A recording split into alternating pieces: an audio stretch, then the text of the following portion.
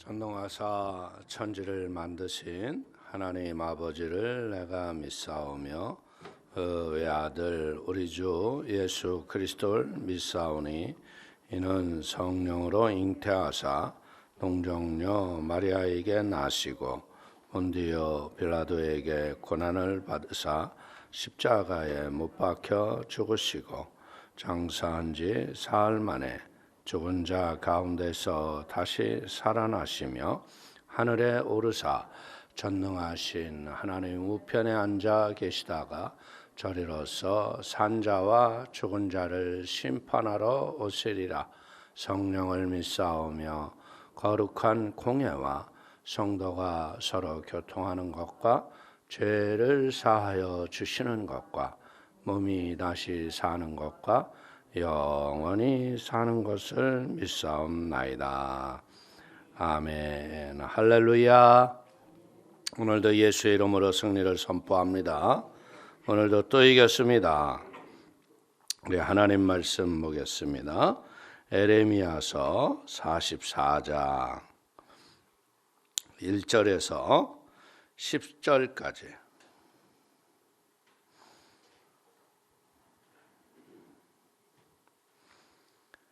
에레미야서 44장 1절부터 우리 다 같이 합독합니다. 애굽 땅에 사는 모든 유다 사람 곧 믹돌과 다바네스와 놉과 바드로스 지방에 사는 자들에 대하여 말씀이 에레미야에게 임하니라. 이르시되 만군의 야훼 이스라엘의 하나님께서 이와 같이 말씀하시느니라. 너희가 예루살렘과 유다 모든 성읍에 내린 나의 모든 재난을 보았느니라. 보라, 오늘 그것들이 황무지가 되었고 사는 사람이 없나니 이는 그들이 자기가 너희나 너희의 조상들이 알지 못하는 다른 신들에게 나아가 분향하여 섬겨서 나의 노여움을 일으킨 악행으로 말미암음이라. 내가 나의 모든 종 선지자들을 너희에게 보내되 끊임없이 보내어 이르기를 너희는 내가 미워하는 이 가증한 일을 행하지 말라 하였으나 그들이 듣지 아니하며 귀를 기울이지 아니하고 다른 신들에게 여전히 분향하여 그들의 악에서 돌이키지 아니하였으므로 나의 분과 나의 요음을 쏟아서 유다 성읍들과 예루살렘 거리를 불살랐더니 그것들이 오늘과 같이 폐허와 황무지가 되었느니라. 만군의 하나님 이스라엘의 하나님 야훼께서 이와 같이 말씀하셨느니라. 너희가 어찌하여 큰 악을 행하여 자기의 영혼을 해하며 유다 가운데에서 너희의 남자와 여자와 아이와 젖 먹는 자를 멸절하여 남은 자가 없게 하려느냐. 어찌하여 너희가 너희의 손이 만든 것으로 나의 노여움을 일으켜 너희가 가서 머물러 사는 애굽 땅에서 다른 신들에게 분향함으로 끊어버림을 당하여 세계 여러 나라 가운데에서 저주와 수치거리가 되고자 하느냐.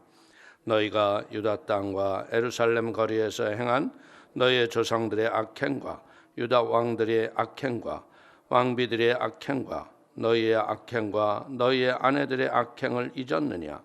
그들이 오늘까지 겸손하지 아니하며 두려워하지도 아니하고 내가 너희와 너희의 조상들 앞에 세운 나의 율법과 나의 법규를 지켜 행하지 아니하느니라. 한번 믿음으로 선포합니다. 성령의 권능으로 일어나 빛을 발합시다. 아멘. 오늘 우리 에레미야서 44장 1절에서 10절의 말씀을 가지고 심판과 패망의 이유, 우상 숭배라는 제목으로 은혜를 나누기를 원합니다. 하나님은 우리가 어느 곳 어느 처소에 있을지라도 자기 백성들에게 말씀으로 우리를 가르치시고 인도하십니다. 어떤 꿈과 환상, 계시보다 더 확실한 하나님의 인도는요, 하나님의 말씀입니다. 그래서 하나님은 말씀대로 역사하시고 말씀을 통해서 일하시는 걸 깨닫게 되기를 바라겠습니다. 우리가 말씀을 붙잡는 이유는 뭐예요? 결국 말씀이 우리의 길이 되고 진리가 되고 생명이 되기 때문인 줄로 믿습니다. 오늘 1절과 2절을 한번 읽겠습니다. 애굽 땅에 사는 모든 유다 사람 곧 믹돌과 다바네스와 놉과 바드로스 지방에 사는 자에 대하여 말씀이 에레미야에게 임하니라. 이르시되 만군의 야훼 이스라엘의 하나님께서 이와 같이 말씀하시느니라. 너희가 예루살렘과 유다 모든 성읍에 내린 나의 모든 재난을 보았느니라. 보라, 오늘 그것들이 황무지가 되었고 사는 사람이 없나니. 오늘 이 애굽으로 내려갔던 유다 사람들이 한 군데에서만 사는 게 아니라 여러 곳으로 흩어져서 나가서 살고 있는 모습을 우리가 볼 수가 있죠. 오늘 그러면서 그들이 야, 우리가 바른 선택을 했어. 애굽으로 내려오기를 잘했어. 근데 그 자기네들이 하나님의 택하신 백성, 이 선민의식을 버리고 우상을 섬길 때 너희들이 이렇게 유다와 예루살렘이 황폐가 된 이유가 다른 것이 아니다. 너희들이 나를 버리고 우상을 섬긴 결과로 이렇게 나라를 잃어버린 게 아니냐. 오늘 이런 말씀을 보면서 이 심판의 경고와 함께 회개의 기회를 하나님이 주시는 거예요. 비록 이방 땅에 가서 잘못된 삶을 살지라도 너희들도 여기서 똑같이 이렇게 우상 섬기고 잘못된 삶을 살면 너희의 나라가 멸망할 거다. 너희들이 이제는 여기서 더 고통을 올 것이다. 오늘 우리는요, 하나님의 택한 백성은 어디에 있을지라도 돌보시고 간섭하시는 분이 하나님이세요. 오늘 시편 139편 7절을 보십시오. 내가 주의 영을 떠나 어디로 가며 주의 앞에서 어디로 피하리이까. 어떻게 보자면 우리가 하나님 앞에 숨으려고 하자 보면요, 참으로 숨을 것이 없는 게 우리가 사는 지구촌이에요. 숨을 데가 있으세요? 숨을 데가 없다는 거예요. 오늘 바벨론이 두려워서 애굽으로 도망가고 애굽을 의지하고 있는 유다 백성들에게 하나님이 말씀하는 거예요. 오늘 하나님은 어떻게 보면요, 불순종하고 있는 이 유다 백성에게 말씀하시지 않고 심판하실 수도 있습니다. 그런데 하나님께서 심판의 경고를 주시는 이유는 뭐냐? 회개의 기회를 주신다는 거예요. 우리는 자칫하면 심판의 내용과 결과만 보면 야, 하나님이 왜 사랑의 하나님이신데 왜 이렇게 고난과 역경만 주실까? 그런데 하나님은 심판의 그 순간까지라도 말씀하신다는 거예요. 하나님이 끝까지 우리를 사랑하시고 회개하고 돌이키기를 원하는 아버지의 마음을 깨닫게 되기를 축원을 드리겠습니다. 우리가 하나님 앞에 면전의식을 가지고 그분 앞에 서 있다는 것을 깨달아지면 우리는 내가 마땅히 행할 것과 내가 품어야 할 마음을 가지고 세상을 승리하며 살아갈 수 있는 걸 깨닫기를 축원을 드립니다. 오늘 어떻게 보자면 이 하나님의 은혜를 거부했던 이스라엘의 그 나라의 모습은 어때요? 황무지 아니에요? 결국 마찬가지인 거예요. 우리도 이제는 과거의 너희가 역사 속에서 너희의 조상들이 말씀을 거역한 결과는 뭐냐? 비참한 것을 너희가 보지 않느냐? 이 시대의 마지막에도 우리가 세상에 여러분들 화려함과 현란함, 그 유혹이 우리를 말씀대로 살지 못하게 해요. 자꾸 세속으로 끌려가려고 하고, 우리가 어떻게 보자면 하나님 안에서 재직으로 하나님의 사명으로 부름받는 이유가 뭡니까? 더 충성하고 하나님 뜻대로 살겠다는 의지의 결심이에요. 그런데 어떤 자기의 직분이 지어지고 나면 사람들의 대다수가 어떻게 되냐면 직분의 사명을 잃어버려요. 그릇된 성취감 속에서 신앙의 잘못된 결과를 갖고 오는 거예요. 때문에 철저하게 우리가 참으로 하나님의 은혜를 저버리면 인생이 황무하고 무가치해지는 거예요. 우리가 주오시는 그날까지 주어진 사명 앞에 온전함으로 승리하는 모두가 되시기를 축원을 드리겠습니다. 자, 3절에서 6절 또 한번 읽겠습니다.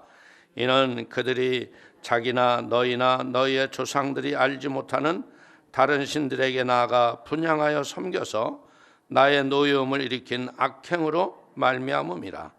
내가 나의 모든 종 선지자들을 너희에게 보내되 끊임없이 보내어 이르기를 너희는 내가 미워하는 이 가증한 일을 행하지 말라 하였으나 그들이 듣지 아니하며 귀를 기울이지 아니하고 다른 신들에게 여전히 분향하여 그들이 악에서 돌이키지 아니하였으므로 나의 분과 나의 노여움을 쏟아서 유다 성읍들과 예루살렘 거리를 불살랐더니 그것들이 오늘과 같이 폐허와 황무지가 되었느니라. 오늘 남유다 왕국이 하나님의 가혹한 심판과 형벌을 받은 이유는 무엇입니까? 그들이 저희들도 알지 못하는 신들에게 나가서 분향하고 재물을 살라 바치는 악행으로 인하여서 하나님의 진노로 인하여 그들이 화를 당한 겁니다. 그뿐만 아니라 하나님께서는 지속적으로 예언자와 선지자들을 보내서 그들에게 옳은 것을 가르쳐 주셨어요. 그런데 그들이 어떻게 했어요?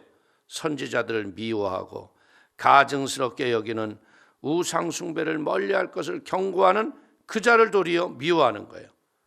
삶을 변화시키지 않습니다.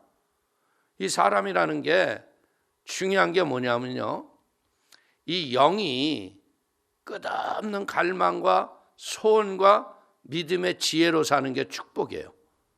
그런데 우리가 그릇된 육의 만족을 가지고 잘못된 세상의 모든 제도와 관습들이요, 우리의 영이 그릇된 만족에 착각한 것처럼 살게 만드는 거예요. 우리는 분명히 알아야 돼요. 직분이 내 신앙의 완성이 아닙니다. 제대로 완성하지 직분을 지키지 못하면요, 받지 않은 것마다 못한 결과가 우리에게 올 수 있다는 거예요. 그래서 보면 여러분들 많은 사람들이 믿는 자들의 가정에서 도리어 우리가 생각지 못했던 자녀들이 불신앙과 불순종으로 나오는 이유가 뭘까요? 우리의 삶의 태도와 방법이 잘못됐기 때문에 그래요. 그 때문에 철저하게 이제 우리는 무엇하겠어요? 그릇된 것에 넘어지지 말고 믿음으로 바로 서게 되기를 축원을 드립니다. 이스라엘 백성들이 우상 앞에 가서 분향하고 재물을 살라 바치고 악한 행동을 돌이키지 않으니까 어떤 일이 일어나요? 하나님이 지속적으로 경고하고 심판을 얘기해도 돌이키지 않으니까 하나님은요, 법이라는 건 어떻게 돼요? 법으로 집행할 수밖에 없는 거예요. 법에 집행된 것은 결국 뭡니까? 성읍이 불타오르고 이제는 모든 하나님이 주셨던 아름다운 은혜의 선물들이 잿더미가 될 수밖에 없었다는 거죠. 폐허와 황무지가 되는 거예요. 오늘 우리가 보세요. 우상이라는 것 실체를 보세요. 우상의 실체는요, 누가 만들었어요? 스스로 만들어지지 않았잖아요. 사람이 만들었어요. 거짓의 아비로 우상은요, 사람이 손으로 깎아 만들었는데 거기에는 생명도 없고 능력도 없는데요, 악한 영들이 능력과 거짓된 것으로 우리를 미혹하고 넘어뜨릴 따름이라는 거죠. 성도는 하나님 한 분만으로 만족하며 하나님이 우리에게 주셨던 말씀을 절대적으로 가슴에 새기면서 믿음으로 승리하게 되기를 축원을 드립니다. 수가성의 우물가의 여인과 예수님이 말씀하실 적에 요한복음 4장 22절에 이렇게 말씀합니다. 너희는 알지 못하는 것을 예배하고 우리는 아는 것을 예배하노니 이는 구원이 유대인에게서 남이니라. 알지 못하는 것을 예배한다는 게 뭐예요? 어디서 만들었는지 무엇을 했는지도 모르는 것을 가서 잘못 경배할 수 있다는 거예요. 그러나 우리는 하나님의 피조물로서 하나님을 바로 예배하는 그 구원이 누구에게서 온다고요? 유대인에게서 납니다. 예수 그리스도가 비록 육신을 마리아의 몸에 빌려서 왔기 때문에 유대인의 후손으로서 족보에 들어가는 사람으로 오셨잖아요. 그러나 그분이 하나님의 성령으로 잉태되고 말씀의 보증으로 오셨기 때문에 그분이 우리의 구원자이심을 믿기를 축원을 드리겠습니다. 그래서 우리는 진리의 말씀이 우리를 온전한 예배를 통해서 삶의 은혜와 복을 부어주는 걸 믿기를 축원을 드립니다. 선지자들을 끝없이 보내주시죠. 그리고 거듭 말씀하시지만 그들은 듣지 않았다는 거예요. 우상 숭배에서 돌아서지 않았다는 거예요. 그러니까 사는 땅에 심판을 받고, 우리는요 여기서 우리가 배울 것이 뭐냐면 듣지 않는 귀를 기울이지 않는 마음, 이것이 재앙의 시초인 거예요. 주의 종들이 끝없이 예배에 성공하고 예배에 목숨을 걸라고 하지만요, 자기네들이 잘못된 생각으로 예배의 완성이라고 생각하면 큰일 나는 거예요. 그래서 성경이 보자면 마지막 날에 어떤 일이 일어납니까? 두 사람이 잠을 자는데 한 사람은 올라가고 한 사람은 잠을 자는 거예요. 그러니까 교회 내에서 이 마지막 날에 이런 일이 있다 그러면 얼마나 가슴이 아픈 일이겠어요. 우리는 어떻게 보자면 모두 구원을 받았으면 함께 들림을 받아야죠. 여러분의 가정에서 남편은 잠을 자고 여러분은 올라가 봐. 얼마나 이게 비참한 일이겠어요. 그러니까 우리는 깨어 기도해야 돼요. 할렐루야. 그래서 예수님이 말씀이 육신이 되어서 오신 이유는 뭐냐? 육신의 모습으로 오셔서 천국 모습을 다 보여주시고 우리에게 그 천국의 확신을 가지고 승리하기 위해서 예수님이 우리에게 오신 걸 깨닫게 되기를 축원을 드립니다. 자, 7절에서 10절을 한번 또 읽겠습니다. 만군의 하나님 이스라엘의 하나님 야훼께서 이와 같이 말씀하셨느니라. 너희가 어찌하여 큰 악을 행하여 자기 영혼을 해하며 유다 가운데서 너희의 남은 남자와 여자와 아이의 젖먹는 자를 멸절하여 남은 자가 없게 하려느냐. 어찌하여 너희가 너희 손이 만든 것으로 나의 노여움을 일으켜 너희가 가서 머물러 사는 애굽 땅에서 다른 신들에게 분향함으로 끊어버림을 당하여 세계 여러 나라 가운데서 저주와 수치거리가 되고자 하느냐. 너희가 유다 땅과 예루살렘 거리에서 행한 너희의 조상들의 악행과 유다 왕들의 악행과 왕비들의 악행과 너희의 악행과 너희의 아내들의 악행을 잊었느냐. 그들이 오늘까지 겸손하지 아니하며 두려워하지도 아니하고 내가 너희와 너희의 조상들 앞에 세운 나의 율법과 나의 법규를 지켜 행하지 아니하느니라. 오늘 하나님께서는 우리가 범죄하여 징계를 당할 때 우리보다도 하나님이 더 아파하시고 힘들어 하신다는 거죠. 죄에 대한 하나님의 진노보다도요, 오히려 화를 자초하는 백성의 무지함 때문에 안타까워 하시는 분이 주님이시라는 거예요. 오늘 신실하신 하나님은 지속적으로 다시 물으시잖아요. 왜 저주와 조롱이 되려고 너희들이 왜 우상 앞에 잘못 섬기고 있느냐.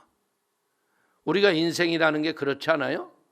내가 주인이 되고 내 마음대로 인생을 주장하는 게 편한 것 같지만요, 제일 편한 인생은 뭐냐?